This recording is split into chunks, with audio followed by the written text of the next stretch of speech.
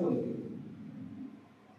এবারে থিয়েটার মানুষকে কি করবে, যখন গল্প আমরা নাটক কিভাবে করবো, আমরা নাটক যখন আমরা করবো, নাটক পাঠ করা একটা জিনিস আর নাটক মঞ্চস্থ করা আরেকটা বিষয়।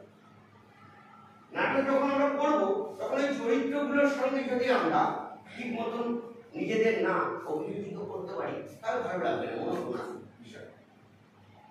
তাহলে কি হচ্ছে, এবার আমরা পড়ার সময় কি, আমরা যখন পড়ার সময় যখন পড়ানো হয় পড়ি, আমরা তখন এরকম ভাবেই পড়ি, একদম পর পর পর পর বলে যাই যে এইভাবে এখানে লেখা রয়েছে যে নাটক।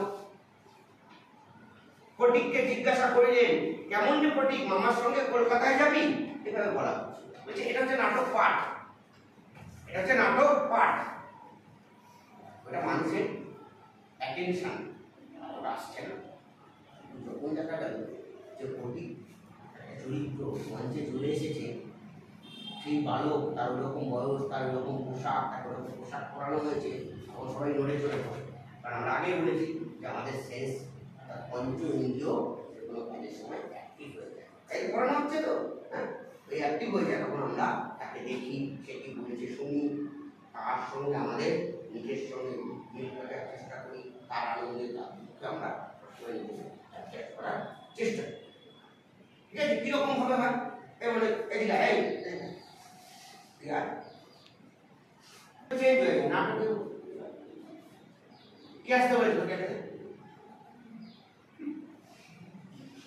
আমি তোকে এখানে আসতে বলেছি তো, এই যে বলে আমি তোকে আসতে বলেছি এখানে, আমি তোকে আসতে বলেছি, তুই একবারে জিজ্ঞেস করেছিস যে কি কারণে আসতে বলেছি? তোর মনে হয়েছে এখানে কি কারণে ডেকেছি? মনে হয় তুই দেখ, ওই যেখানে রয়েছে ও উদাসীন ভাবে রয়েছে।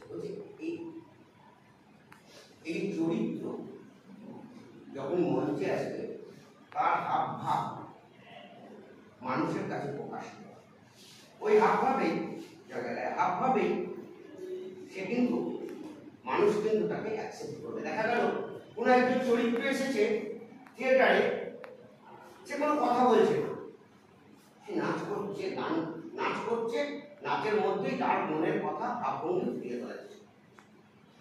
আমরা সেটাকে বুঝতে পারছি, আমরা সেটাকে বুঝতে পারছি কেন এরকম, কেন বলছে আছে না অনেক সময় চিৎকার করছে।